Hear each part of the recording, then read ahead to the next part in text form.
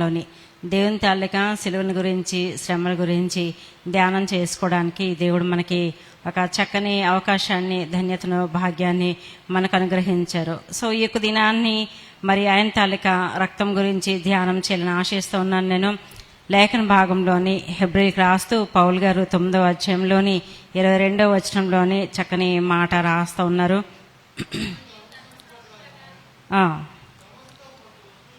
సమస్త వస్తువులను రక్తం చేత శుద్ధి చేయబడినన్యు రక్తము చిందింపకుండా పాప క్షమాపణ కలుగుదనియు సామాన్యంగా చెప్పవచ్చును అని రాస్తున్నారు. కాబట్టి మాట ధ్యానం చేసే ముందు చిన్న ప్రార్థన చేసుకుందామండి. మమ్మల్ని మికిలిగా ప్రేమిస్తున్న మా ప్రియ పరలోకపు తండ్రి, ప్రశస్తమైన నామం బట్టి ప్రభా, మీ బంగారు పాదములకు లెక్కలేనన్ని కృతజ్ఞతాస్తుతి స్తోత్రాలు వందనాలు చెల్లించుకుంటున్నాం ప్రభా. శ్రేష్టమైన ఈ మంచి సమయం బట్టి, భాగ్యం బట్టి మీకు వందనాలు స్తోత్రాలు చెల్లించుకుంటున్నాం తండ్రి. నాయన మరొక రోజు మా జీవితాల్లో మీరు అనుగ్రహించారు, మీకు వందనాలు. ఈ యొక్క ఆరాధనలో కూడా మీరు తోడుగా నడిపిస్తున్నారు, మీకు వందనాలు స్తోత్రాలు ప్రభా. కొద్ది సమయము వాక్యము ధ్యానం చేయాలని ఆశిస్తూ ఉంటుండగా ఎన్నికలేని నన్ను మిక్సులు చాటును మరోపరచండి. నా ద్వారా నాతో మాతో మీరు మాట్లాడండి, మీకు ఆత్మకార్యము జరిగించండి, మీరే మహిమ పొందమని యేసు నామములో అడిగి వేడుకొంచున్నాను తండ్రి, ఆమేన్. హల్లెలూయా. సో ఇక్కడ మనం చూసినప్పుడు మనందరికీ తెలుసు, ప్రతి సంవత్సరం కూడాను యేసు రక్తం గురించి ధ్యానం చేయకుండా మనము ఉండదు. అయితే ఇక్కడ అసలు రక్తమే ఎందుకు అన్నది ఒక సందేహం వస్తుంది మనకి. రక్తమే ఎందుకు చిందించబడాలి, రక్తమే దేని ద్వారానైనా దేవుడు శుద్ధి చేయొచ్చు కదా. యాక్చువల్గా దేవుడు సర్వసృష్టిని సృజించినప్పుడు ఆయన తన యొక్క నోటి మాట చేత దేవుడు సర్వసృష్టిని సృజించారు. అలాగనే యేసుప్రభువు ఈ లోకంలోని మనిషి కుమారుడుగా ఆయన జీవిస్తున్న నేపథ్యంలోని ఆయన తాలూకా సువార్త పరిచర్యలో భాగంగా ఎవరైనా ఆయన దగ్గరకు వచ్చినప్పుడు, స్వస్థపరచబడాల్సి వచ్చినప్పుడు, ఒకవేళ ఆ యొక్క అనారోగ్యంకు కారణము పాపమైతే దేవుడు ఈ రీతిగా తెలియచేసేవారండి. మార్కు రాసిన సువార్త 2వ అధ్యాయంలోని 5వ వచనంలో ఇలాగా తెలియచేస్తున్నారు, మీ పాపములు క్షమించబడి ఉన్నవి అని చెప్పి. అక్కడ ఆ యొక్క వ్యక్తికి ఏ అనారోగ్యం అని అంటే ఆయన పక్షవాయు కలిగిన ఒక వ్యక్తి అనమాట. పక్షవాయు కలిగిన ఒక వ్యక్తిని మరి దేవుని తాలూకా సన్నిధిలోకి, అంటే దేవుడున్న ప్రదేశంలోనికి తీసుకుని వచ్చారు. తీసుకుని వచ్చేటప్పుడు దేవుడు నీ విశ్వాసము నిన్ను స్వస్థపరుస్తుంది అని చెప్పి అనలేదు. కానీ అక్కడ ఏం చెప్తున్నారు అంటే నీ పాపములు క్షమించబడి ఉన్నవి అని చెప్పి క్రింది వచనాల దగ్గరికి వచ్చేటప్పటికి భూమి మీద మనిషి కుమారుడికి పాపములు క్షమించడానికి అధికారం కలదు అని రాస్తున్నాడు. హల్లెలూయా. అంటే ఆయనకి అధికారం ఉంది ఈ పాపాలు క్షమించడానికి. అయితే మరి రక్తం ఎందుకు చిందించబడాలి? హల్లెలూయా. రక్తం ఎందుకు చిందించబడాలి? మరి అలాగే దేవుడు మరి మీ అందరి పాపాలు కూడా క్షమించబడిన కాకంటే సరిపోతుంది కదా, కానీ రక్తము చిందించబడాలి ఎందుకు అని కొన్ని రీజన్స్ మనం చూద్దాం. ఫస్ట్ థింగ్, రక్తంను చిందించడానికి గల కారణం ఏంటంటే మానవుని తాలూకా శరీరంలో రక్తము లేకపోతే మనిషి బ్రతకలేడు. లేవి కాండంలోని 17వ అధ్యాయంలోని 11వ వచనంలోని ఇలాగ రాస్తా ఉన్నారు, దేహం నాకు రక్తము ప్రాణము అని చెప్పేసి. సో ఇప్పుడు మనం చూసినప్పుడు మనిషి ఎప్పుడైతే చనిపోతారో, చనిపోయిన తర్వాత ఆ మనిషిలోని తాలూకా రక్తం కూడాను చనిపోద్ది కదండి. ఎప్పుడైనా ఒక వ్యక్తులు ఎవరైనా చనిపోయేటప్పుడు వాళ్ళ ఒక వీలునామా రాస్తారు. ఆ యొక్క వీలునామా ఏంటంటే నా శరీరంలో ఉన్న కొన్ని అవయవాలన్నీ కూడాను మంచిగా పనిచేస్తున్నాయి కాబట్టి నేను చనిపోయిన తర్వాత ఈ యొక్క అవయవాల్ని ఎవరికైనా డొనేట్ చేయండి అని చెప్పేసి రాస్తారనమాట. కానీ ఎప్పుడైనా సరే చనిపోయిన తర్వాత ఈ రక్తము పనికొస్తుంది, ఈ రక్తము వాడుకోనండి అని ఎవరైనా రాసారా? లేదు కదా, లేదండి, ఎక్కడ కూడాను ఉండదు. ఎందుకనంటే మరి రక్తమే ప్రాణం కాబట్టి ఆ ప్రాణము ఎప్పుడైతే దేవుడు తీసేసుకుంటారో ఇక రక్తంలో కూడాను జీవం ఉండదు. కాబట్టి రక్తము తర్వాత మనిషి చనిపోయిన తర్వాత ఆ రక్తాన్ని తీసుకోవడానికి, వాడుకోవడానికి దేనికి కూడాను సరిపోదు. అయితే అమెరికాలోని శాస్త్రవేత్తలు తర్వాత పరిశోధకులు ఏం చేస్తున్నారంటే ఏదైనా ఒక మంచి ఆరోగ్యవంతమైన మనిషి చనిపోతే ఏదైనా రీసెర్చ్ చేయాలనుకునేటప్పుడు మరి చాలా హై పర్మిషన్ తీసుకుని ఆ యొక్క రక్తం తీసుకుంటారు. అది కూడాను ఆ యొక్క వ్యక్తి చనిపోయిన తర్వాత 15 నుంచి 20 నిమిషాల వరకే ఆ యొక్క రక్తం పనిచేస్తుంది అనమాట. అప్పుడే వాళ్ళు కలెక్ట్ చేసుకుంటారు దాన్ని. సో ఇంకా రెండవ విషయం దగ్గరికి వచ్చేటప్పటికి రక్తంను ఎవరు కూడా తయారు చేయలేరు. ఎంతవరకు కూడా మరి తయారు చేసి సక్సెస్ అయినట్టు ఎక్కడా లేదండి. ఫస్ట్ రష్యా వాళ్ళు, తర్వాత సౌత్ ఆఫ్రికా వాళ్ళు రక్తము తయారు చేయడము, దాన్ని ప్రవేశపెట్టడం జరిగింది. దాంట్లో కూడా ఫుల్గా సక్సెస్ రేట్ రాలేదు. ఇప్పుడు జపాన్ వాళ్ళు, తర్వాతను మరి అమెరికా వాళ్ళు కూడా మరలా రక్తం తయారు చేస్తున్నారు. ఆ యొక్క రక్తం అంట 2030లోకి మార్కెట్లోకి వస్తుంది. అది ఒక రక్తము ఏదైతే తయారు చేయబడుతుందో అదొక ఆర్టిఫిషియల్ రక్తంగా ఉండి ఎలాంటి గ్రూపు వాళ్ళకైనా అది పనిచేస్తుంది అని చెప్పేసి దాని గురించి రీసెర్చ్ చేస్తున్నారు. కాబట్టి ఇప్పుడు రక్తం దగ్గరికి వచ్చేటప్పటికి ఎవరు కూడా తయారు చేయనటువంటిది కేవలము దేవుడు మాత్రమే తయారు చేసింది. కాబట్టి ఇప్పుడు ఆ యొక్క రక్తము దేవుడు ఎలా తయారు చేస్తారు ఏంటి అని మనం చూసుకోవాలనుకుంటే ఎక్కడికి రావాలంటే మళ్ళీ మనము ఆదికాండం దగ్గర రావాలి. ఆదికాండము 2వ అధ్యాయంలోని 7వ వచనం మనం చూసినప్పుడు దేవుడు నేలమంటితో నరుని నిర్మించి వాని తాలూకా నాస్కారంధ్రంలోని దేవుని తాలూకా జీవాయువును ఓదగా నరుడు జీవాత్మ అయ్యను అని చెప్తున్నాడు. అంటే ఒక మట్టి బొమ్మను తీసుకొచ్చి ఆ యొక్క మట్టి బొమ్మలోని దేవుడు జీవాయువును ఓదగా ఆయన తాలూకా ఊపిరి ఆ యొక్క మట్టి బొమ్మలోకి వెళ్ళిన తర్వాత ఆ మట్టి బొమ్మ లేచి నిలబడి శరీరంగా మనిషిగా బ్రతికున్న జీవిగా నిలబడడం కొరకు దేవుని తాలూకా రక్తము ఆ యొక్క నరంలోకి ఎముకలోకి ప్రతి దాంట్లో కూడా ఫామ్ అయింది. అయితే అట్ ద సేమ్ టైం మనిషి బ్రతకడానికి అవసరమైన ప్రతి విధమైన అవయవాలు కూడాను దాని ద్వారా ఫామ్ అయ్యి, కాబట్టి అక్కడి నుంచి దేవునికి మానవునికి కూడాను ఒక రక్త సంబంధ బాంధవ్యం అనేది ఏర్పడింది. కాబట్టి ఎక్కడెక్కడైతే తప్పు జరుగుతుందో ఆ తప్పు జరిగిన ప్రతిసారి కూడాను ఒక జంతువుల తాలూకా రక్తాన్ని వధించడము, అప్పటికప్పుడు అది ఎలాగైందంటే ఒక టెంపరీ పరిష్కారము అక్కడ జరగడం అంది మనం చూస్తూ ఉన్నాము. ఏదైనా వనంలోని ఆదము హవ్వ ఎప్పుడైతే తప్పు చేసి ఉన్నారో వెంటనే అక్కడ దేవుడు కూడా బలిచ్చారండి. ఆదికాండము 3వ అధ్యాయంలోని 21వ వచనం మనం చూసుకునేటప్పుడు మరి దేవుడు చర్మపు చొక్కాయలను వారికి తగిలించారు అని అనుకునేటప్పుడు గొర్రె పిల్ల రక్తాన్ని అక్కడ దేవుడు వధించి ఆ యొక్క రక్తము ద్వారా అక్కడ పాప పరిహారం జరిగించి ఆ యొక్క గొర్రెపిల్ల చర్మంతో మరి చొక్కాయలను కుట్టించి ఆదము హవ్వకి వేశారు అని చెప్పేసి మరి చాలా మంది పెద్దలు లేకపోతే కామెంటరీస్ మనకి తెలియచేస్తున్నారు. మనకి కూడా దేవుని తాలూకా లేఖన భాగాలు ఈ రీతిగా తెలియచేస్తున్నాయి. సో ఇక్కడ మనం చూసినప్పుడు అక్కడ నుంచి రక్తం అలాగా ఏర్పడింది కదా. ఇప్పుడు ఆ రక్తము మరలా మనకి జీవిత ప్రయాణంలోని ఎందుకు ఎలాగే ఏలుబడి చేస్తుంది, మరి దాని తాలూకా ప్రయోజనం ఏంటి అని మనం చూసినప్పుడు అల్టిమేట్ గోల్ ఏంటంటే ప్రతి ఒక్క మానవునికి కూడాను మరి దేవుని తాలూకా సన్నిధానంలోకి వెళ్ళాలి. ఈ లోకంలో నిన్న దినాన్ని మనం మరి వాక్యం ధ్యానం చేసుకున్నాం కదా. శుభ ప్రయాణాన్ని దేవుడు మనకు అనుగ్రహించిన తర్వాత ఆ యొక్క శుభ ప్రయాణం ద్వారా దేవుడు మనకి అనుగ్రహించేది ఏంటంటే దేవుడు నివాసం ఉండే ఆ యొక్క నివాస స్థలాన్ని దేవుడు మనకి ఏర్పాటు చేసిన నివాస స్థలాన్ని దేవుడు మనకి అనుగ్రహిస్తారు. సో ఆ యొక్క నివాస స్థలంలోనికి మనము వెళ్ళాలి అంటే ఈ రక్తము ఎలాగ దోహదపడుతుంది అని మనం చూసినప్పుడు మరి వాక్యం ఈ రీతిగా తెలియచేస్తోంది. ఈ మట్టితో చేయబడిన మానవుడు మరి తిరిగి మన్నైపోతాడు, ఆత్మ దేవుని తాలూకా సన్నిధానానికి వెళ్తుందని చెప్పి భక్తుడైన సొలొమోను మహారాజు గారు ప్రసంగి గ్రంథంలోని 12వ అధ్యాయంలోని 7వ వచనం తెలియచేస్తున్నారు. కాబట్టి ఇప్పుడు అలాగా మట్టి నుంచి తీయబడిన మనిషి మట్టి అయిపోయి ఆత్మ దేవుని తాలూకా సన్నిధానంలోకి వెళ్ళాలనుకునేటప్పుడు అక్కడ దేవుని సన్నిధి ఎలాగుంటది, అంతా కూడాను పరిశుద్ధంగా ఉంటుంది. అలాగనే దేవుని తాలూకా సన్నిధానంలోని అక్కడున్న దూతలు భక్తులు ಎಲ್ಲರೂ కూడాను పరిశుద్ధుడని దేవుని ఎల్లవేళ్ళ కూడాను స్తుతిస్తూ ఆరాధిస్తూ ఉంటారు. అలాగని దేవుడు కూడా మనకి చెప్పింది ఏంటంటే నేను పరిశుద్ధుని గనుక మీరును పరిశుద్ధులుగా ఉండండి అని దేవుడు తెలియచేస్తున్నాడు. కాబట్టి ఇప్పుడు ఆ పరిశుద్ధతను కలుగు చేయాలి. అలాంటి పరిశుద్ధత మనం పొందుకోవాలనుకునేటప్పుడు ఈ రక్తము మనకి ఎలాగ ఉపయోగపడుతుంది నేను ఆలోచన చేసినప్పుడు మరి మనకి ఒక శ్లోకం ఉంటుంది కదా. ఆ శ్లోకం ఏంటంటే సర్వ పాప పరిహారో రక్త ప్రోక్షణం అవశ్యం తద్రక్తం పరమాత్మేన పుణ్యదాన బలియాగం అని చెప్పి పెద్దలు శ్లోకం రాశారు కదా. ఇక శ్లోకం తలకు అర్థం ఏంటంటే సమస్త పాపములు తొలగించడానికి కూడా దేవుడు తనను తాను పుణ్యదాన బలిగా మరి సమర్పించుకొని రక్తాన్ని చిందించడం ద్వారా పాప పరిహారం మనకి కలుగుతుంది అని రాస్తున్నారు.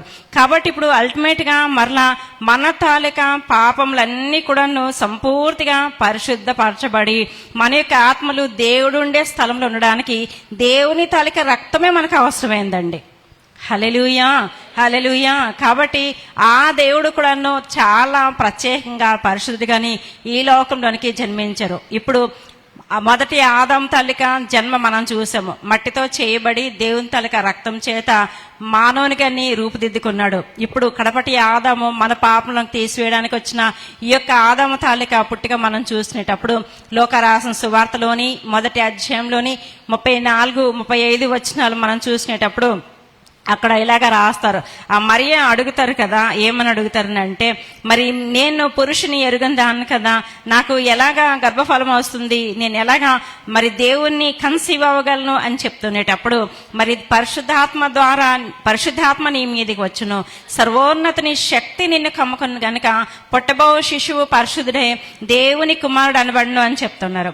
సో ఇప్పుడు మరియమ్మ గారు ఎలాగా కన్సీవ్ అయ్యారనంటే దేవుని చేత పరిశుద్ధాత్ముడు మరి ఆమె తాలూకా గర్భంలోని ఆ పరిశుద్ధాత్మ క్రియేటివ్ పవర్ చేత మరి ఆమె గర్భంలోని గర్భసంచిలోని ఒక రక్తము పిండముగా మారి శిశువుగా మారి యేసుప్రభువారు ఈ లోకంలోకి రావడానికి కారణమయ్యేటప్పుడు యేసుప్రభువారు మనందరి పాపములు క్షమించడానికి ఆయన ఈ లోకంలోకి వచ్చారు. కాబట్టి ఇప్పుడు ఆయన తాలూకా మిషన్ ఏంది, ఆయన తాలూకా పని ఏది అని మనం ఆలోచన చేసినప్పుడు ఆయన కూడా ఆ రక్తం చిందించి ఆ రక్తం చేత మనల్ని కొనుక్కొని ఆయన మరలా మనకి మాదిరికరంగాని ఈ లోకంలో ఏర్పాటు చేయబడిన ఈ రక్తము ఇక్కడే వదిలేసి దేవుని రక్తం చేత మరలా ఆయన నింపబడి ఆ యొక్క ఆత్మ దేవుని తలకి సన్నిధానానికి అప్పచెప్పాలండి. కొంచెం కన్ఫ్యూజన్ ఉంది కదా. హల్లెలూయా. కాబట్టి లేఖన భాగం చూద్దాం రండి. యోహాను రాసిన సువార్తలోని లోక రాసిన సువార్తలోని 23వ అధ్యాయము 46వ వచనంలోని ఇలాగా రాస్తూ ఉన్నాడు. యేసు ప్రభువారు శిలువ పైన పలుకుతున్న మాట ఇది, తండ్రి నీ చేతికి నా ఆత్మను అప్పగించుకొంచున్నాను అని చెప్పి అంటూ ఉన్నాడు. ఇక్కడ మనం చూసినప్పుడు యేసుప్రభువారు కలువరి శిలువలోని ఆయన మొత్తము తన యొక్క రక్తం అంతా కూడాను భూమి మీద ఏ యొక్క రక్తం అంతా ఏర్పాటు చేయబడిందో ఆ రక్తం అంతా కూడాను ఆయన చిందించారు. ఆఖరి వాటర్ కూడాను ఆ యొక్క హృదయంలోంచి ఏదైతే గాయమై ఉందో బల్లెంతోటి పొడిచినప్పుడు అక్కడున్న నీరు కూడాను వచ్చి ఆయన మరి ఏం చెప్తా ఉన్నారనంటే, ఇంకా ప్రభా నా యొక్క ఆత్మను మీకు అప్పగించుకుంటున్నాను అని చెప్తున్నారు. అంటే దేవుడు మనకేంటి సూచిస్తున్నారు, ఒకానొక దినాన్ని మీరు కూడాను ఈ లోకంలోని నా రక్తం చేత మీరు కొనబడి నా రక్తం చేత కడగబడి పరిశుద్ధపరచబడి మీ యొక్క ఆత్మలను కూడాను ఇలాగనే తండ్రి చేతికి అప్పచెప్పాలి, తండ్రి సన్నిధానానికి రావాలి అని తెలియచేస్తున్నాడు. ఆ మాట చూద్దాం రండి. అపోస్తుల కార్యములు 20వ అధ్యాయంలోని 28వ వచనం అండి. దేవుడు తన స్వరక్తం ఇచ్చి సంపాదించిన తన సంఘమును కాయుటకు పరిశుద్ధాత్మ మిమ్మను దేని యందు అధ్యక్షులనుగా ఉంచునో ఆ యావత్తు మందను గూర్చియు మీ మట్టుకు మిమ్మను గూర్చియు జాగ్రత్తగా ఉండుడి అని తెలియచేస్తున్నాడు. తన స్వరక్తం ఇచ్చి సంపాదించిన సంఘము, ఈ తన స్వరక్తం ఇచ్చి సంపాదించిన సంఘం అంటే ఎవరి గురించి చెప్తూ ఉన్నారు, దేవుడు అని చెప్తున్నాడు. అంటే క్రింద ఫుట్ నోట్లు ఏం రాశారండి, ప్రభు అని రాశారు. అంటే మరలా మనం లోక రాసిన సువార్త మొదటి అధ్యాయము 34, 35 వచ్చిన కనెక్ట్ అవుతున్నాయా? హల్లెలూయా. దేవుని నామమునకు స్తోత్రం కలిగిన గాక. ఈ యొక్క దినాన్ని మరి తండ్రి తాలూకా రక్తం చేత కుమారుడు ఈ లోకంలోకి కన్సీవ్ అయి మనందరి కొరకు తన తాలూకా రక్తాన్ని, ప్రశస్తమైన ఆయన రక్తాన్ని మన కొరకు చిందించారు. ఆ రక్తం చేత మనల్ని కొనుక్కొని మనల్ని కూడాను పవిత్రపరచడానికి దేవుడు మన గురించిన ఏర్పాట్లన్నీ కూడాను చేశారండి. కాబట్టి ఈ యొక్క దినాన్ని ఈ మానవులందరూ కూడాను మరి ఎవరైతే పాపం చేశారో ఆ పాపం ద్వారా వచ్చే జీతం ఏంటంటే మరణము అని పౌలు గారు రోమిలకు రాస్తూ 6వ అధ్యాయంలోని 23వ వచనం తెలియచేస్తున్నారు. పాపానికి వచ్చి జీతము మరణము అంటే అక్కడ జీవం లేదు. కాబట్టి ఇప్పుడు మళ్ళీ ఫస్ట్గా వస్తున్నాను నేను. రక్తంలోని జీవం ఉంటుంది. మనిషిలోని రక్తం ఉన్నంతసేపు ఆ యొక్క మనిషి బ్రతికుంటారు. ఎప్పుడైతే ఏ కారణం చేతైనా రక్తం పోతుంది అని అనుకునేటప్పుడు ఆ మానవుడు చనిపోతారు. డాక్టర్లు కూడా చెప్తారు కదా, చాలా రక్తం పోయిందండి, అర్జెంటుగా రక్తం ఎక్కించకపోతే ఈయన చనిపోతారు, అలా ఈమె చనిపోతుంది అని చెప్తారు. కాబట్టి వెంటనే రక్తం ఎక్కించడం కొరకు మరలా ఏం ట్రై చేస్తారు అంటే రక్తం ఆ బ్లడ్ గ్రూప్ ఏంటి అవన్నీ కూడా వెంటనే చూసుకొని ఆ రక్తాన్ని ఎక్కించడం జీవించడానికి ట్రై చేస్తారు. సో ఈ యొక్క దినాన్ని మనం చూసుకునేటప్పుడు శరీరానికి కూడాను బ్రతకడానికి రక్తం అవసరమయ్యేటప్పుడు ఆత్మ బ్రతకడానికి రక్తం ఇంకా ఎక్కువ అవసరమైనది. ఆ రక్తం ఏంటో మనం చూద్దాం రండి. యోహన్ గారు రాస్తున్నారు. యోహన్ రాసిన సువార్తలోని యేసు ప్రభు వారు ఈ లోకంలో ఉండేటప్పుడు ఈ రీతిగా తెలియచేస్తున్నారు. యోహన్ రాసిన సువార్త 6వ అధ్యాయంలోని 54వ వచనము, నా శరీరము తిని నా రక్తము త్రాగువాడే నిత్య జీవము కలవాడు, నిత్య జీవం కలవాడు, అంచెదినమున నేను వానిని లేపొదునని తెలియచేస్తాడు. నిత్య జీవము అని అంటే నిత్యము కూడాను ఎవర్ లాస్టింగ్, దానికి ఎండ్లెస్ కదా. ఎప్పుడు కూడాను బ్రతికి ఉండాలి అని అనుకుంటే ఎప్పుడు బ్రతికుండేది ఏంటి? ఆత్మ కదా. అప్పుడు ఆ యొక్క ఆత్మ బ్రతకాలి అని అనుకునేటప్పుడు ఈ రక్తమే మనకి సహాయపడుతుంది. అది కూడాను ఏ రక్తం అని అంటే కేవలం యేసు ప్రభువారి యొక్క రక్తం అండి. హల్లెలూయా, హల్లెలూయా. ఈ లోకంలోని చాలా ప్రముఖమైన వ్యక్తులు చాలా మంది ఎక్కువ కాలం బ్రతకాలి, తర్వాత మరణం చూడకూడదు అని చెప్పి చాలా మంది చాలా రకాలైన మెడికేషన్ తీసుకోవడము, చాలా రకాలైన జాగ్రత్తలు పాటించడం మంది మనం చూస్తాం. రీసెంట్ కాలంలోనే ఒక ఆయన యుఎస్ నుంచి భారతదేశానికి వచ్చారు. ఆయన కూడా రోజుకి 30 కంటే పైన టాబ్లెట్లు ఎక్కువ తిని ఆక్సిజన్ ఏంటి ప్రతి ఒక్క విషయంలోని చాలా కేర్ ఉంటారు. ఎందుకనంటే శరీరంలోని మరి ముసలితనం రాకూడదు, తర్వాత మరణం రాకూడదు, మరణం కూడా తొందరగా రాకూడదని చాలా ప్రయత్నాలు చేస్తున్నారు. అయితే మన దేశం వచ్చిన తర్వాత మన దేశంలో ఉన్న ఈ యొక్క పొల్యూషన్ అంట చాలా ఎక్కువగా ఉందంట. కాబట్టి ఎంత టైం ఉందామని ఆయన అపాయింట్మెంట్ ఇచ్చి వచ్చారో అంత టైం కూడా ఉండకుండా, ఒక్క పూట కూడా ఉండకుండా తిరిగి మరలా యుఎస్ వెళ్ళిపోయారు ఆయన. అంటే ఈ లోకంలోని ఈ పొల్యూషనే ఈ శరీరానికే తట్టుకోలేనటప్పుడు మరి ఆత్మకి కూడాను ఆ యొక్క పొల్యూషను, పాపం అనే పొల్యూషను, శాపం అనే పొల్యూషను, ఆజ్ఞాతిక్రమం అనే పొల్యూషన్ అంతా కూడాను ఇక ఆత్మకి చుట్టుకునేటప్పుడు ఈ లోకంలోని పరలోకంలో నీకు స్థానం లేదు అని చెప్పి పరలోకంలో ఉండడానికి కూడాను అవకాశం లేనటువంటి రీతిగా ఉంటది. ఈ లోకంలో ఉండే మనుషులు చేసే కొన్ని కొన్ని పనులు మనం ఆధ్యాత్మికమైన జీవితానికి అన్వయించుకునేటప్పుడు మనకి చాలా మేల్కొల్పుని దేవుడు అనుగ్రహిస్తారు. రెండవ ఎగ్జాంపుల్ మనం జ్ఞాపకం చేసుకోవాలనుకుంటే మైకేల్ జాక్సన్ గారు ఉన్నారు. ఆయనకి లక్షల లక్షల మంది ఆయనకి ఫ్యాన్స్ ఉన్నారు ఆయనకి. అలాంటి లక్షల మంది ఉన్న ఇక మైకేల్ జాక్సన్ గారు ఆయన తాలూకా ఆరోగ్యం గురించి ఎంత కేర్ తీసుకుంటారనంటే ఆయన బ్రతికున్న సమయంలోని ఇంటి లోపల అంతా కూడా ఆయనకి ఎప్పుడు కూడా డాక్టర్సే. ఎవరైనా బాగా పెద్దోళ్ళు ఉండేటప్పుడు వాళ్ళకి ఎక్కువగా పోలీస్ సెక్యూరిటీ లేకపోతే బాడీ గార్డ్స్ ఉంటారు వాళ్ళకి ఎక్కడికి వెళ్ళినప్పటికీ కూడా. మైకేల్ జాక్సన్ గారికి అయితే ఖచ్చితంగా డాక్టర్స్ ఆయనకి ఎక్కువ మంది ఉంటారు. అయితే ఇక్కడ డాక్టర్స్ ఏంటంటే ఆయన వాటర్ తాగాలంటే ఆ వాటర్ చెక్ చేసేవారు, తర్వాత ఆయన ఏమైనా తినాలంటే దాన్ని చెక్ చేసేవారు. మైకేల్ జాక్సన్ గారు వాళ్ళ ఇంట్లో అంతా కూడాను ఆక్సిజన్ ప్లాంట్, ఆయన తాలూకా ఫుడ్ అంతా కూడాను చాలా డిఫరెంట్గా ఉంది. ఎంతో కాలం జీవిద్దాం అనుకున్నారు, కానీ అర్ధాంతరంగా 50 సంవత్సరాలకి ఆయన చనిపోయాడండి. అంటే ఈ యొక్క దినాన్ని దేవుడు మనకి ఏం తెలియచేస్తున్నారు అంటే, ఒకటి దేవుడు సెలవు ఇవ్వాలి, ఆయుష్ అనేది దేవుని తాలూకా చేతిలో ఉంది. రెండోది ఏంటంటే దేవుని తాలూకా సిలువ రక్తంలోనే శక్తి ఉంది. హల్లెలూయా, హల్లెలూయా. ఈ యొక్క దినాన్ని మనకి ఎవరికైనా సరే అనారోగ్యం వచ్చినప్పటికీ, మన స్నేహితులకో, బంధువులకో, మిత్రులకో, తెలిసిన వాళ్ళకో అనారోగ్యం వచ్చినప్పుడు ఈ యొక్క రీతిగా మనం ప్రార్థన చేస్తాము. ప్రభా, మీరు పొందిన గాయం చేత వారికి స్వస్థత ఇవ్వండి, మీ కలువరి సిలువ రక్తాన్ని వారిలో ప్రవహింపచేయండి, వారిపైన ప్రోక్షింప చేసి ప్రభా మీరు స్వస్థత అనుగ్రహించండి ప్రభా అని ప్రార్థన చేస్తూ ఉంటాం. మన సంఘంలోనే ఎన్నో ఇంకా అసాధ్యములనివి అనుకునేవి రిపోర్ట్లు వచ్చిన తర్వాత కూడాను దేవుడు బాగు చేసిన ఎన్నో కార్యాలు ఉన్నాయండి. హల్లెలూయా. గట్టిగా చప్పలు కొట్టి దేవునికి నామని మహింపరుదమ్మా. ఈ యొక్క దినాన్ని పరిశుద్ధాత్మ దేవుని తాలూకా రక్తము యేసుప్రభువు వారి ఈ లోకంలో చిందించిన రక్తం అంతా కూడాను అది ఎప్పుడూ కూడాను అవైలబుల్గా ఉందండి. ఇంకా అలాగే మనం చూసినప్పుడు ఒక మనిషి ఇంకొక వ్యక్తికి రక్తము డొనేట్ చేయాలనుకునేటప్పుడు ఈ వ్యక్తి ఫస్ట్ ఆరోగ్యంగా ఉండాలి, తర్వాత ఇంకొక వ్యక్తికి రక్తం డొనేట్ చేయడానికి ఈయనకి కూడా సరిపడిన రక్తం ఉండాలి. ఈ వ్యక్తిలోని ఎటువంటి జబ్బులు, ఏ ప్రాబ్లమ్స్ లేనప్పుడు అప్పుడు డాక్టర్ గారు ఈ వ్యక్తి డొనేట్ చేస్తారనుకున్న వ్యక్తికి కూడాను అన్ని రకాలైన పరీక్షలు చేసి వాళ్ళకి రక్తం తీసుకుంటారు. ఆ యొక్క రక్తం తీసుకుని మరి కొంతకాలం మీరు మంచి ఫుడ్ తీసుకోవడానికి ఆ రీతిగా చెప్తారండి. ఆ తర్వాత ఇంకెవరికైనా రక్తం ఇవ్వాలంటే ఇంకా మరలా కొంత సమయము, ఎంతో కొంత టైం పీరియడ్ ఇస్తారు. ఆ టైం పీరియడ్లోని మొదట డొనేట్ చేసిన వ్యక్తి మరలా తన యొక్క ఆరోగ్యం అంతా కూడా రిక్రూట్ అవ్వాలి. రిస్టోర్ అవ్వాలి. కాబట్టి ఆ రీతిగా జరుగుతుంది. ఇప్పుడు యేసుప్రభు వారి దగ్గరకు మనం వచ్చేటప్పటికి యేసుప్రభు వారికి రోజుకి 1 నిమిషంలోని కొన్ని లక్షల మంది ప్రార్థన చేస్తారు. హల్లెలూయా.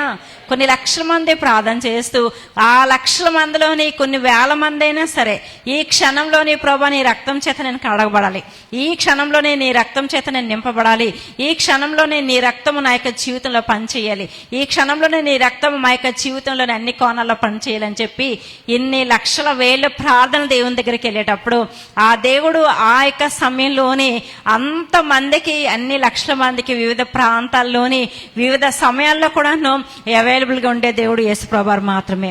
హల్లెలూయా, హల్లెలూయా. కాబట్టి ఈ యొక్క దినాన్ని ఆయన తాలూకా రక్తము 2025 సంవత్సరాల క్రితము చిందించిన రక్తము ఈ రోజుకి కూడా పనిచేస్తుంది. కాబట్టే మనం ఎంతమంది రక్షించబడ్డానికి, ఎంతమంది కూడాను ఆయన తాలూకా రక్తం చేత కడగబడి ఆయన తాలూకా బిడ్డలుగా, కుమారులుగా, కుమార్తెలుగా స్వీకరించబడ్డానికి, పాప క్షమాపణ పొందుకోవడానికి, ఆయన తాలూకా వారసత్వాన్ని సంపాదించుకోవడానికి దేవుడు మనకు అర్హత ఇచ్చాడండి. హల్లెలూయా, హల్లెలూయా. ఎంత గొప్ప దేవుని మనం కలిగి ఉన్నాం ప్రియమైన దేవుని బిడ్డలారా. కాబట్టి ఆయన తాలూకా రక్తము ఎక్కడ ఎవరు కూడాను తయారు చేయనటువంటిది, ఏ ఒక్క రక్తం చేత కూడాను సమానం చేయబడినటువంటిది, ఏ ఒక్క రక్తానికి కూడాను మ్యాచ్ చేయటటువంటిది కాదు. రీసెంట్గా మరి 1982 సంవత్సరంలోని రాన్వైట్ అనే శాస్త్రవేత్త అనేక రకములైన పరిశోధనలు, రీసెర్చ్ చేస్తూ మరి అక్కడ మందసాన్ని కనుక్కున్నారు. ఆ మందసాన్ని కనుక్కునేటప్పుడు ఆ మందసం పైన యేసుప్రభు వారు కలువరి శిలువలో చిందించిన రక్తబొట్లు ఆయన గమనించారు. కాబట్టి ఆ యొక్క రక్తబొట్లు గమనించిన ఆయన అక్కడున్న ల్యాబ్కి ఆ యొక్క రక్తబొట్లను తీసుకుని వెళ్ళేటప్పుడు మరి చాలా మంది పలువురి సమక్షంలోని ఆ యొక్క రక్తమును పరీక్షించినప్పుడు ఆ యొక్క రక్తంలోని వారికి దొరికింది ఏంటంటే మరి కేవలము ప్రతి ఒక్క మానవునికి తల్లి దగ్గర నుంచి, తండ్రి దగ్గర నుంచి కూడాను క్రోమోజోమ్స్ సెట్స్ వస్తాయి 23. కానీ యేసుప్రభు వారికి మాత్రము ఆ రక్తంలోని 23 క్రోమోజోమ్ సెట్ ఒకటే దొరికింది. తర్వాత ఆయన తాలూకా జెండర్, వై జెండర్ చూపించే ఒక క్రోమోజోమ్ సెట్ మాత్రమే దొరికిందండి. హల్లెలూయా. ఎందుకనంటే కేవలము ఆయన మరి స్త్రీ సంతానంగా ఈ లోకంలోకి జన్మించారు. కాబట్టి యేసుప్రభు వారికి గురించిన ఆ యొక్క రక్తము సజీవంగా మెడికల్ గా ఈ లోకంలోని ప్రూవ్ అయింది. ప్రియమైన దేవుని బిడ్డలారా, మనకి ఎంతకంటే ఇంకేం కావాలి? హల్లెలూయా. గట్టిగా చప్పట్లు కొట్టి దేవునికి నామాన్ని మహింపరదమా. ఈ రోజు దేవుడు అనుక్షణము కూడాను నేను సజీవుడును, నేను నీ కొరకు ప్రేమించాను, నీ కొరకు ప్రాణం ఇచ్చాను, నా రక్తము నీ కొరకు సజీవంగా ఉందని దేవుడు ప్రతిసారి కూడా దేవుడు మనల్ని రుజువు చేసుకుంటూ ఉన్నాడు ఆయన. హల్లెలూయా, హల్లెలూయా. ఇంకా మనం చూసుకునేటప్పుడు ఆ యొక్క రక్తము సజీవంగా ఉండి ఎల్లవేళ్ళ కూడా అవైలబుల్ గా ఉంటుంది. మన తాలూకా పాపం నుంచి మనల్ని రక్షించడానికి, పాపని రక్షించడానికి, మరి మనకి జీవం అనుగ్రహించడానికి ఆ రక్తము సజీవంగా ఉందండి. ఇప్పుడు ఇందాక మనం అనుకున్నాం కదా, ఆయన మాట మాత్రం సెలవిస్తే ఆ పాపం నుంచి మనము రక్షించబడతాం, క్షమించబడతాము.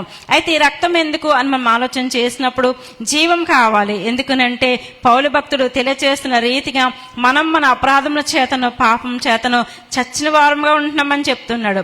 ఇక్కడ భూమి మీద బ్రతికిన కాలంలోని ఈ దైనందిన జీవితంలో ఇక్కడ కూడాను ఆత్మ అనేది చచ్చిన స్థితికి వెళ్ళిపోతుంది. ఎప్పుడైతే ఈ పాపం అనేది మానవునికి దేవునికి మధ్యలో అడ్డుబండగా వస్తుందో ఆత్మ స్టేజ్ ఏంటి, ఆత్మ తాలూకా స్టేటస్ ఏంటంటే చనిపోయిన ఆత్మ. మనిషే బ్రతికే ఉంటాడు కానీ ఆత్మ చనిపోయిన రీతిగా మనం చూస్తున్నాము. కాబట్టి మరలా యేసుప్రభు వారు మనకి తెలియచేసిన రీతిగా ఆయన తాలూకా రక్తం చేత కడగబడి ఆయన తాలూకా మరి నామంలోని బాప్తిసం తీసుకొని ఆయన తాలూకా శరీరానికి, రక్తానికి సాదృశ్యమైన ఈ యొక్క రొట్టెను, ద్రాక్ష రసంను మనం తీసుకునేటప్పుడు ఖచ్చితంగా డైలీ మన యొక్క జీవితంలోని ఆయన తాలూకా రక్తం అనేది ప్రవహించబడుతుంది. ఎందుకు ఇది తీసుకోవాలి అని అనుకునేటప్పుడు నేను ఆలోచన చేస్తూ ఉన్నాను. నేను అప్పుడప్పుడు మన యొక్క నెట్ అనేది డిస్కనెక్ట్ అయిపోతూ ఉంటుంది.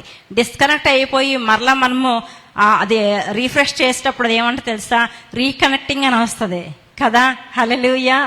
మానవ తాలూకా జీవిత ప్రయాణంలో మనం కూడా ఎలాగ ఉంటామని అంటే అప్పుడప్పుడు దేవునితోటి డిస్కనెక్ట్ అయిపోతూ ఉంటాం. దేవుని దగ్గరికి వచ్చి ఆయన రక్తము ఆయన శరీరం తీసుకునేటప్పుడు చాలా ఆయనతో కనెక్టివ్గా ఉండి మరలా లోకంలోకి, మరలా స్టడీస్లోకో, కాలేజ్కో, ఉద్యోగంలోకో, వ్యాపారంలోకో, లేకపోతే మ్యారీడ్ లైఫ్లోకో, ఇంకేదో సమ్ అదర్ ఎంగేజ్మెంట్లోకి వెళ్ళేటప్పటికి అప్పుడప్పుడు మధ్య మధ్యలో దేవునికి మనకి కూడా ఒక డిస్కనెక్టింగ్ అనేది వస్తూ ఉంటుంది. కాబట్టి మరలా ఈ రక్తం ఏం చేస్తూ ఉంటుంది, మనల్ని రీఫ్రెష్ చేసి మళ్ళా రెన్యువల్ చేసి మళ్ళీ దేవునితో రీకనెక్ట్ చేసేదిగా ఉందండి. హల్లెలూయా. నిన్న చెప్పాను కదా, ఎప్పుడు కూడాను దేవుని తాలూకా రక్తం కానీ ఆయన తాలూకా త్యాగం కానీ ఒకసారి చేసింది కాదు. మన తాలూకా జీవిత ప్రయాణంలోని మనము దేవుని దగ్గరికి వెళ్ళేంత వరకు కూడాను అది కంటిన్యూస్ ప్రాసెస్గా ఉందని తెలియచేస్తున్నాడు ఆయన. హల్లెలూయా. కాబట్టి ఇప్పుడు మనం చూసినప్పుడు రక్తము అనేది ఎందుకు ఎంత ప్రాముఖ్యతను సంతరించుకుంది అని అనుకునేటప్పుడు రక్తంలో ఎన్ని రకాలైన కారణాలు ఉన్నాయండి. కాబట్టి ఈ కారణాల చేత దేవుడు మనల్ని ఈ రీతిగా తెలియచేస్తున్నాడు. మూడవ పాయింట్ మనం చూసుకుని అనుకునేటప్పుడు ఇక మూడవ పాయింట్ ఏంటంటే మనకి పరిశుద్ధతను దేవుడు అనుగ్రహిస్తూ ఉన్నాడు. భక్తుడు ఇలాగా రాస్తూ ఉన్నాడు కదా, మొదటి యోహాను పత్రిక 1వ అధ్యాయంలోని 7వ వచనము.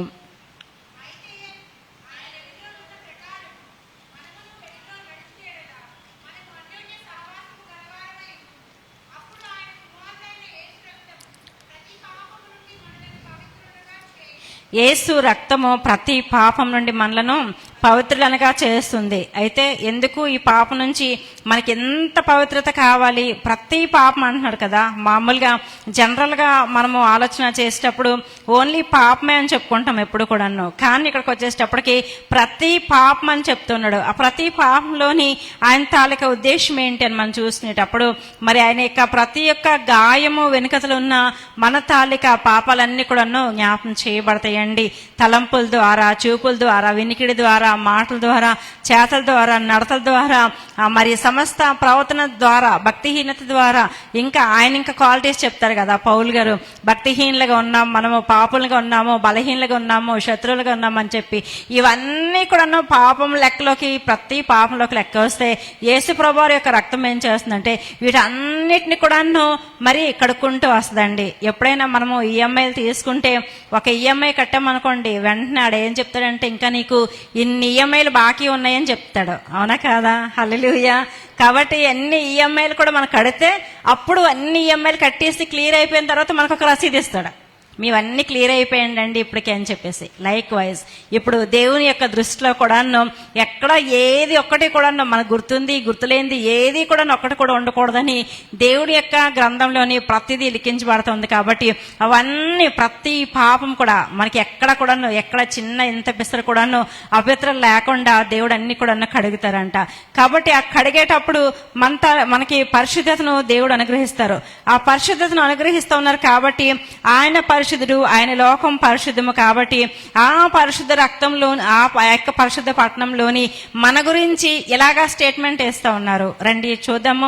ప్రకటన గ్రంథము 7వ అధ్యాయము 14వ వచనం మనం చూసినప్పుడు, అందుకు నేను అయ్యా నీకే తెలియనగా అతడు ఈలాగు నాతో చెప్పాను, వీరు మహాశ్రమ నుండి వచ్చిన వారు గొర్రె పిల్ల రక్తములో తమ వస్త్రములను ఉతుకుకొని వాటిని తెలుపు చేసుకునిరి. హల్లెలూయా, హల్లెలూయా. ప్రతి ఒక్క వస్త్రం అనేది మనం చూసినప్పుడు క్రియలకి, కార్యాలకి మనం చూసినప్పుడు ప్రతిదీ కూడాను ఆయన తన యొక్క శిలువ రక్తం చేత కడుక్కొని, అంటే పరలోకంలోనికి మనకి ఒక స్థానం ఇవ్వడానికి అక్కడికి ఏ అర్హత కావాలో, ఎలాంటి అర్హత కావాలో దానికి సరిపడా ప్రతిదీ కూడా మనకి ఆయన పవిత్రపరిచి, పరిశుద్ధపరిచి అర్హతను దేవుడు మనకు అనుగ్రహిస్తూ ఉన్నారండి.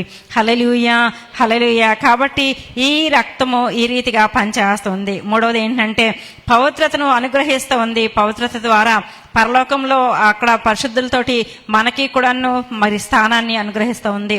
ఇంకా మనం చూసుకునేటప్పుడు విజయాన్ని అనుగ్రహిస్తూ ఉందండి. ఎందుకు విజయం కావాలి మనం అనుకునేటప్పుడు ఇక్కడ ప్రకటన గ్రంథకర్త ఇలాగా రాస్తూ ఉన్నాడు.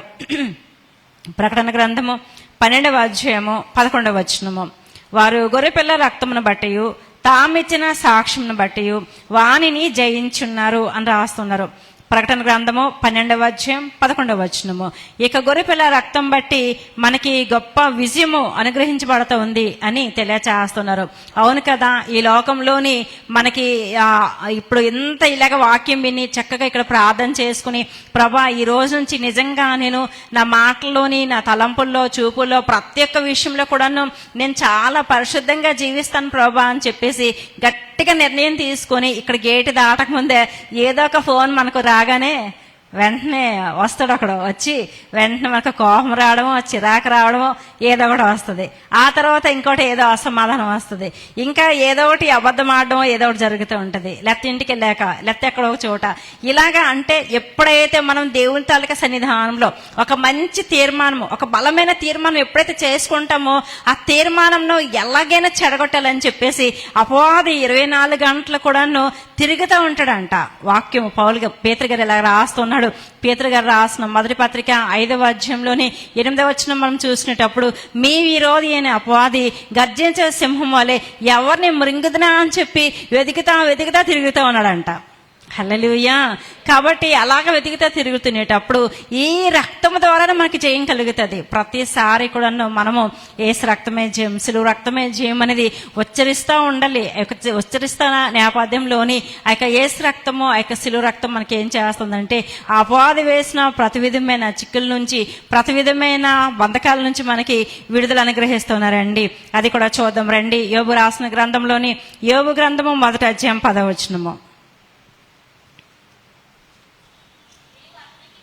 నీవు అతనికిని, అతని ఇంటి వారికిని, అతనికి కలిగిన సమస్తం నకును చుట్టూ కంచె వేసితివి కదా. చాలు. నీవు అతనికిని, అతని ఇంటి వారికిని, అతనికి కలిగిన సమస్తం నకును చుట్టూ కంచె వేసితివి కదా అంటున్నాడు. కంచె ఏంటి అని మనం ఆలోచన చేసినప్పుడు యేసు ప్రభువారి యొక్క సిలువ రక్తము కంచిగా ఉంది. కంచిగా ఉండి ఆ యొక్క దుష్టుడు ఇలాగా తిరుగుతున్నాడు. ఆ లేఖన భాగాలు కూడా మనం చూసినప్పుడు చక్కగా రాస్తూ ఉన్నాడు. దేవుడు అడుగుతూ ఉన్నాడు, నువ్వు ఎక్కడి నుంచి వచ్చావు అని చెప్పేసి ఆ యొక్క అపవాదిని, ఆ యొక్క దుష్టుని అడుగుతూ ఉన్నాడు అంట. రండి ఒకసారి చూద్దాము. యోబు గ్రంథంలోని 1వ అధ్యాయంలోని 7వ వచనము. యెహోవా నీవు ఎక్కడి నుండి వచ్చితివని వాడిని అడగగా అపవాది భూమి మీద ఇటు అటు తిరుగులాడుచు అందులో సంచరించుచు వచ్చుచున్నాను అని తెలియచేస్తున్నాడు. అలాగనే ఇంకా మనం 2వ అధ్యాయంలో కూడా చూసుకునేటప్పుడు 2వ అధ్యాయంలో కూడా అలాగే చెప్తాడండి. 2వ అధ్యాయం 2వ వచనము. అపవాది యెహోవా నీవు ఎక్కడి నుండి వచ్చితివని వాడిని అడగగా అపవాది భూమిలో ఇటు అటు తిరుగుచు అందులో సంచరించుచు వచ్చితినని చెప్తున్నాడు కదండి. అంటే మరి పేతురు గారు చెప్పిందే కరెక్ట్ కదా. పేతురు గారు ఏం చెప్పారు? అపవాది ఎలా తిరుగుతూ ఉంటాడని చెప్పి. యోబు ఎవరి జోలికి వెళ్ళాడా? లేదు అసలు కూడాను.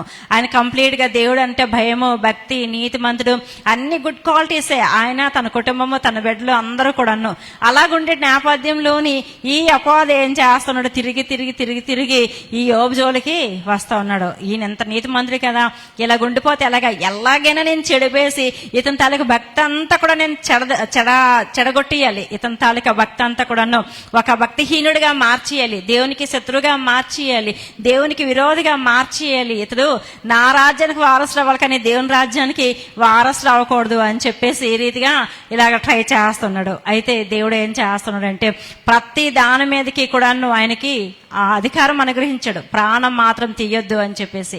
అయితే యోబు ఏం చేస్తున్నాడు తెలుసా? ఆయన తాలూకా భక్తిని విడవలేదు. హల్లెలూయా, హల్లెలూయా. యేసు రక్తము చేత కంచె వేయబడినప్పుడు ఆ కంచె వేయబడిన తర్వాత ఆ యొక్క జీవితంలోని ఆ యొక్క యేసు ప్రభువారి తాలూకా ఏలుబడి అనేది ఉంటుంది. కాబట్టి ఆ యొక్క ఏలుబడిలోని మనమందరము కూడా ఉండేటప్పుడు మనకి కూడా దేవుడు జయ జీవితాన్ని అనుగ్రహిస్తారండి.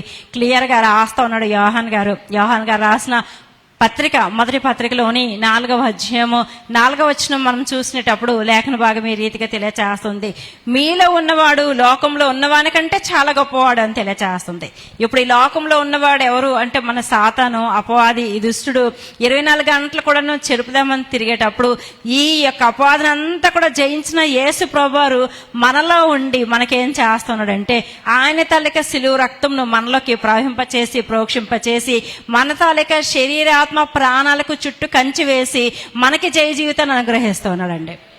హల్లెలూయా, హల్లెలూయా కదా. ఈ యొక్క దినాన్ని మరి మనము దేవుడే అలాగ చేయలేకపోతే ఈరోజు మనకు వచ్చిన ఎన్నో శోధనలకి, ఎన్నో బాధలకి, ఎన్నో నిందలకి, అవమానాలకు, లేకపోతే ఎన్నో టాస్క్లకి మనం ఏమైపోతామండి? అడ్రస్ లేకుండా అయిపోతాం. కేవలం దేవుని తాలూకా కాపుదల, భద్రత, ఆయన తాలూకా కంచె మనకి లేకపోతే. కాబట్టి ఈరోజు దేవుడు మనకి ఏం చేస్తున్నారంటే ఆయన తాలూకా కంచె వేస్తున్నారు. ఆ కంచె లేకపోతే ఆ రక్తం అనేది మన యొక్క జీవిత ప్రయాణంలోని గొప్ప విజయాన్ని అనుగ్రహిస్తోంది. ఇంకా మనం చూసుకునేటప్పుడు బైబిల్ గ్రంథంలోని గత దినాల్లోని మోషే పొద గురించి మనం చూస్తున్నాం కదా. అక్కడ కూడా ఒక లేఖని భాగం మనం చూద్దాం రండి. నిర్గమకాండంలోని 3వ అధ్యాయంలోని 8వ వచనము. కాబట్టి ఐగుప్తుల చేతిలో నుండి వారిని విడిపించటకును ఆ దేశంలో నుండి, అంటే ఐగుప్తు దేశంలో నుండి విశాలమైన మంచి దేశంనకు, అనగా కనానీయులకు, హిత్తీలకు, అమోరీలకు, పెరిజీలకు, హివీలకు, యెబూసీలకు నివాసస్థానమై పాలు తేనెలు ప్రవహించే దేశంనకు వారిని నడిపించటకు దిగివచ్చున్నాను అని చెప్తున్నారు. ఇప్పుడు మన యొక్క జీవితంలో ఇక్కడ మనం ఆలోచించవలసిన విషయం ఏంటంటే, ఒక చోటికి మనము నడిపించబడాలి అని అనుకునేటప్పుడు ఎక్కడ బంధకాలుగా బందీలుగా ఉండిపోయామో అక్కడి నుంచి విడిపించబడాలి. అక్కడి నుంచి విడిపించబడాలంటే దేవుడు ఈ మాట చెప్పారు కదా. ఈ మాట చెప్పిన తర్వాత దీనికి కార్యరూపం దాల్చాలి. మనము కార్యరూపం దాల్చడానికి దేవుడు పరిష్కారం చెప్తున్నారు. రండి చూద్దాము. నిర్గమకాండంలోని 12వ అధ్యాయము 23వ వచనము. యెహోవా ఐగుప్తీయులను హతం చేయుటకు దేశ సంచారం చేయుచు ద్వారబంధపు పైకమ్మి మీదను 2 నిలువు కమ్ముల మీదను ఉన్న రక్తమును చూసి యెహోవా ఆ తలుపును దాటిపోవను, మిమ్మల్ని హతము చేయుటకు మీ ఇండ్లలోనికి సంహారకుని చొరనీయుడు. హల్లెలూయా, హల్లెలూయా. చూసారా, దేవుడు మరలా ఇక్కడ పరిష్కారం ఏంటి తెలియచేస్తారు. అలాంటి బందీలు ఉండిపోయారు కదా, దాసత్యంలో ఉండిపోయారు కదా, 400 సంవత్సరాలు అక్కడ ఉండిపోయారు. కాబట్టి అలాంటి బంధకాల్లోంచి, అలాంటి దాసత్యంలోంచి బయటకు మీరు రావాలంటే కేవలం పరిష్కారం ఏంటంటే రక్తం మాత్రమే. హల్లెలూయా, హల్లెలూయా. ఆ యొక్క రక్తమును మీరు మీ యొక్క డోర్ పోస్టులకి, నిలువు కమ్మిలకి, అడ్డు కమ్మిలకి కూడాను మీరు రాయండి. రాసిన తర్వాత ఆ యొక్క సంహారక దూత చూసి మీ గుమ్మాలు దాటపోయి మీకు విడుదలిస్తారు, వాళ్ళకి శిక్షిస్తారని తెలియచేస్తున్నారు. ఈ యొక్క దినాన్ని దేవుడు మనకి ఏం చేస్తున్నారంటే విజయము ఈ రీతికి ఇస్తా ఉన్నాడండి. ఎక్కడ ఏ ప్లేస్ లోని బందీలుగా అయిపోతున్నారు, ఎలాంటి చెడు వ్యసనాలకి బందీలుగా అయిపోతున్నారు, ఏ కారణాలు ఇంకా ఆధ్యాత్మికమైన జీవితంలో ఎదగకుండా, వర్ధిల్లకుండా, దేవునికి సన్నిహితంగా రాకుండా కారణాలు ఉండిపోతా ఉన్నాయో ఈ యొక్క దినాన్ని దేవుడు మనకు పరిష్కారం ఏం చెప్తున్నాడంటే ఆయా చోట్లన్నింటిలో కూడా మీరు యేసు రక్తాన్ని ప్రోక్షింప చేయండి అని అడుగుతా ఉన్నాడు. హల్లెలూయా, హల్లెలూయా. మనం కూడా అనేక మంది వాళ్ళు చెడు వ్యసనాలతోటి బంధకాల్లోని కట్టలతో ఉండేటప్పుడు వాళ్ళ గురించి మనం ప్రార్థన చేసేటప్పుడు ఈ రీతిగానే ప్రార్థన చేస్తాం. ప్రభా, మీ కలువరి శిలువ రక్తం చేత వారికి ఆ బంధకాల నుంచి తప్పించి ప్రభా వారిని పవిత్రపరచండి, పరిశుద్ధపరచండి, వాళ్ళు కూడా మీ బిడ్డలుగా జీవించడానికి సహాయం చేయండి ప్రభా అని చెప్పి ప్రార్థన చేస్తుంటాం. ఈరోజు ప్రతి ఒక్క పాపానికి, ప్రతి ఒక్క విడుదలకు, ప్రతి ఒక్క విజయానికి కారణం ఏంటి, లేకపోతే పరిష్కారం ఏంటి అని మనం ఆలోచన చేసినప్పుడు యేసు ప్రభువారి యొక్క శిలువ రక్తం అండి. కాబట్టి ఇప్పుడు మనం చూసుకునేటప్పుడు యేసు ప్రభువారి యొక్క రక్తం మనకి ఏం చేస్తుందంటే గొప్ప విజయాన్ని అనుగ్రహించేదిగా మనం చూస్తూ ఉన్నాము. హల్లెలూయా, హల్లెలూయా. లాస్ట్ ఒక పాయింట్ చెప్పి ముగించేస్తాను నేను. యేసు ప్రభువారి యొక్క రక్తంలోని ప్రతి ఒక్కరి రక్తంలో కూడా డిఎన్ఏ ఉంటుంది. ఆ డిఎన్ఏ ఏంటంటే మన తాలూకా తల్లి తండ్రి తాలూకా సంబంధ బాంధవ్యాలు, లక్షణాలు, ఆ యొక్క తల్లిదండ్రుల్ని నిరూపించడానికి ఈ యొక్క రక్తం మనలో పనిచేస్తుంది. అయితే ఇప్పుడు మనము యేసు ప్రభువారి యొక్క శిలువ రక్తము ద్వారా కడగబడి కొనబడ్డాం కాబట్టి దేవుడు మనలో కూడాను ఆయన తాలూకా రక్తాన్ని ప్రవహింప చేస్తున్నాడు. ప్రవహింప చేసేటప్పుడు మనందరికీ కూడాను, సంఘాలన్నిటికీ కూడాను దైవికమైన ఐక్యతను దేవుడు అనుగ్రహిస్తున్నారు. కాబట్టి ఆ సంఘాలన్నీ కూడాను దినదినము ఎదిగి వర్ధిల్లడానికి దేవుడు కృప చూపిస్తున్నారు. అదే యేసు ప్రభువారు రక్తము రాకముందు మామూలు తాలూకా గొర్రెలు, మేకల తాలూకా రక్తము మరి వచ్చినప్పుడు అక్కడ అసమాధానము వచ్చింది. మనం చూద్దాం రండి. ఆదికాండము 4వ అధ్యాయంలోని మనం చూసుకుంటే కయ్యను హేబేలు మనకు కనబడతారు. ఈ కయ్యను హేబేలు దగ్గరికి వచ్చినప్పటికీ వీళ్ళే మొదటి మనుషులు, ఆదాము హవ్వ కయ్యను హేబేలు. అయితే ఇక్కడ అంతకుముందు తల్లిదండ్రులు ఇద్దరు కూడాను దేవునితో సహవాసం చేసిన వారు. ఆ తర్వాత కయ్యనికి హేబేల్కి ఎవరైనా చెడు ఆలోచన చెప్పడానికి కానీ లేకపోతే మరి రాంగ్గా గైడ్ చేయడానికి కానీ ఎవరు లేరు. కానీ దుష్టుడు సాతాను అపవాది ఉన్నాడు కదా, ఇక అపవాది ఎప్పుడైతే లోకంలోకి వచ్చాడో ఆ యొక్క గొర్రెల ద్వారా మేకల ద్వారా రక్తము టెంపరీగానే పనిచేస్తుంది. కాబట్టి ఈ రక్తము వీళ్ళ లోపలికి ఆ దేవుని తలక సిలువ రక్తము లేదు కాబట్టి ఖచ్చితంగా వీళ్ళలోని ఈ యొక్క అసమాధానం అనేది ఏలుబడి చేసింది. కాబట్టి అసమాధానం ఎప్పుడైతే ఏలుబడి చేసిందో ఒకరి మీద ఒకరికి అసూయ అనేది ద్వేషం అనేది ఏర్పాటు వచ్చింది. కాబట్టి ఆ ఏర్పాటు వలన అక్కడ కయ్యను హేబేల్ని చంపివేశాడు. ఆ తర్వాత దేవుడు దాన్ని చూసి ఏం చెప్తున్నాడు తెలుసా, ఇదిగో నీ తమ్ముని తాలూకా రక్తం ఇక్కడ మొరపెడతా ఉంది. నీ తమ్ముని రక్తము మరి నిర్దోషి అయిన రక్తము. ఒక్క తల్లిదండ్రులకి పుట్టారు. ఒక తల్లిదండ్రులు కూడా దేవునితో సహవాసం చేసిన వాళ్ళు, మరలా దేవుని తాలూకా భయం ఉన్న వాళ్ళు, లేకపోతే దేవుణ్ణి సహవాసం కోల్పోయినప్పటికీ కూడాను ఎప్పుడైతే హవ్వ గారు ఎప్పుడైతే కన్సీవ్ అయిందో యెహోవా దయ వల్ల నేను ఒక మనిషిని సంపాదించుకున్నానని చెప్తారు. అదే ఆదికాండంలోని 4వ అధ్యాయంలోని మొదటి 2 వచనాలు. అంటే వాళ్ళు అప్పటికీ కూడాను ఎన్నిసార్లు పశ్చాత్తాపడి ఉంటారు కదా, అయ్యో మనం అక్కడ ఉన్నప్పుడే చాలా బాగుంది కదా, రోజు దేవుడు వచ్చి మాట్లాడేవారు, ఎంత చక్కగా ఇక జంతువులతోటి ఆటలతోటి ఎంత హాయిగా హ్యాపీగా లైఫ్ని ఎంజాయ్ చేసామో. కానీ ఇప్పుడు ఇలాగొచ్చిన తర్వాత ఇప్పుడు అన్నీ కూడా కష్టాలే, ఇక్కడికి వచ్చిన తర్వాత బాధలే, ఇక్కడికి వచ్చిన తర్వాత ఏదో తెలియనటువంటి ఒంటరితనము, ఈ పాపము శాపం అన్నీ వచ్చాయి అని చెప్పేసి అనుకుంటూ ఉన్నారు. అయితే ఇప్పుడు యేసుప్రభువారి యొక్క రక్తం ఏం చేస్తుందంటే మరలా ఆ యొక్క రిలేషన్స్ అన్నీ కూడాను కలపడం కొరకు ప్రతి దాని మీద కూడాను ఆయన తాలూకా రక్తము ద్వారా ప్రతి దానికి కూడాను సమాధానాన్ని దేవుడు అనుగ్రహిస్తున్నారండి. హల్లెలూయా. ఫైనల్గా ఈ పాయింట్ ఏంటంటే యేసు రక్తం చేత సమాధానం కలుగుతుంది. రండి, పౌలు గారు రాస్తున్నారు కొలస్సీలకు రాసిన పత్రికలోని 1వ అధ్యాయంలోని 18 నుంచి అయితే బాగుంటుంది. సంఘము అను శరీరమునకు ఆయన శిరస్సు, ఆయనకు అన్నిటిలో ప్రాముఖ్యము కలుగు నిమిత్తము ఆయన ఆది అయ్యుండి మృతుల నుండి లేచటంలో ఆది సంభూతుడు. ఆయన యందు సర్వ సంపూర్ణత నివసింపవలననియు ఆయన శిలువ రక్తం చేత సంధి చేసి ఆయన ద్వారా సమస్తమును, అవి భూలోకమందున్నవైనను పరలోకమందున్నవైనను వాటన్నిటినీ ఆయన ద్వారా తనతో సమాధానపరుచుకునవలని తండ్రికి అభిష్టమాయను. హల్లెలూయా. గట్టిగా చప్పలు కొట్టి దేవునికి నామాన్ని మహింపరుద్దామా. ఈరోజు ఎవరికైనా సమాధానం లేదనుకుందామా. సమాధానం లేకపోతే వీళ్ళింటికి వాళ్ళు రారు, వాళ్ళింటికి వీళ్ళు రారు, వీళ్ళింట్లో అకేషన్స్ అవుతే వాళ్ళు రారు, వాళ్ళింటికి అకేషన్లు అవుతే వీళ్ళు వెళ్ళరు కదండి. హల్లెలూయా. కానీ ఇప్పుడు దేవుడు మనకేం చేస్తున్నాడంటే ఆయన తాలూకా శిలువ రక్తం చేత తండ్రికి మనకి సమాధానం అనుగ్రహిస్తున్నారు. భూమి మీద సంఘానికి మనకి సమాధానం దేవుడు అనుగ్రహిస్తున్నారు. కుటుంబాల్లోని అన్ని ఏరియాస్లో కూడా దేవుడు సమాధానం అనుగ్రహిస్తున్నారు. కాబట్టి యేసు ప్రభువు యొక్క రక్తము ఇన్ని కార్యాలు చేయగలిగింది కాబట్టి ఆయనకి ఎప్పుడు కూడాను స్తోత్రం కలగాలండి. ఆ ఒక్క మాట చదివేసి ముగించేద్దాం మనం. రండి చూద్దాము. ప్రకటన గ్రంథంలోని 5వ అధ్యాయంలోని 10వ వచనం ఇలాగ రాస్తూ ఉన్నాడు. నీవు ఆ గ్రంథమును తీసుకొని దాని ముద్రలను విప్పుటకు యోగ్యుడవు, నీవు వధింపబడిన వాడాయి నీ రక్తం ఇచ్చి ప్రతి వంశంలోనూ ఆయా భాషలు మాట్లాడేవారిలోనూ ప్రతి ప్రజలోనూ ప్రతి జనంలోనూ దేవుని కొరకు మనుషులను కొని మా దేవునికి వారిని ఒక రాజ్యముగాను యాజకులనుగాను చేసితివి గనుక వారు భూలోకమందు ఏలుదురని క్రొత్త పాట పాడుచున్నారు. అంటే ఇప్పుడు మనం జ్ఞాపం చేసుకునేటప్పుడు దేవునికి ఎలాగుంది, కేవలము ఆయన తాలూకు బిడ్డలే కాదు, ప్రపంచపు నలుమూలలు ఉన్న సకల జాతులు సకల దేశాలు అందరూ కూడాను ఆయనకి స్తుతించాలి అని దేవుడు కోరుకుంటున్నాడు. దాన్ని బేస్ చేసుకొని ఇక్కడ కీర్తనకారుడు రాస్తున్నాడు. ఏమని రాస్తున్నాడంటే 100వ కీర్తనలోని 1వ చరణంలోని సమస్త దేశంలారా యెహోవాకు ఉత్సాహధ్వని చేయుడి. గట్టిగా చప్పలు కొట్టి దేవునికి నామని మహిమపరదమ్మా.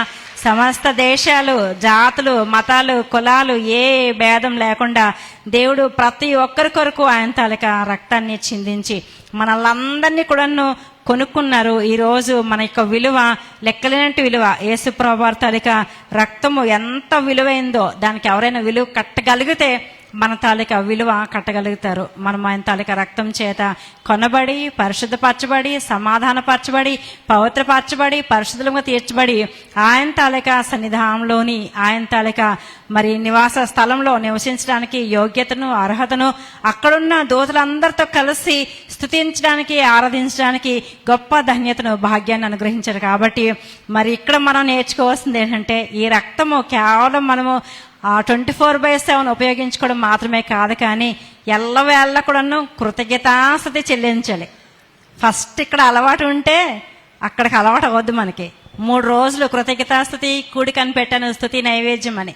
ఎంతమంది గృహిణులు, ఎంతమంది ఇంట్లో ఉన్న వాళ్ళు రావట్లేదో మీరు ఆలోచించుకోండి. ఈ రాత్రి ఈ యొక్క మెసేజ్ ద్వారా కృతజ్ఞతాస్తుతి చెల్లించాలి, నైవేద్యం చెల్లించాలి అన్నది జ్ఞాపకం చేసుకోవాలి. దేవుడు మనకిచ్చిన సమయంలోని 24 అవర్స్లోని కొంత సమయము ఖచ్చితంగా ఈ 3 రోజులనే కాదు, మనం బ్రతికున్నంత కాలము కూడాను నిజంగా మనము ఊపిరి తీసుకొని ఊపిరి విడిచిన ప్రతిసారి కూడా కృతజ్ఞతాస్తుతి చెల్లించినా కూడాను ఆయన తాలూకా రుణాన్ని మనం తీర్చుకోలేము. ఇప్పుడు మనం అలవాటు చేసుకుంటే అక్కడ మనకి ఆ యొక్క ధన్యత, భాగ్యము కలుగుతుంది. కాబట్టి దేవుడు మరి ఏమిచ్చారండి మాకు కృతజ్ఞతాస్తుతి చెల్లించడానికి అని అనుకోవద్దు.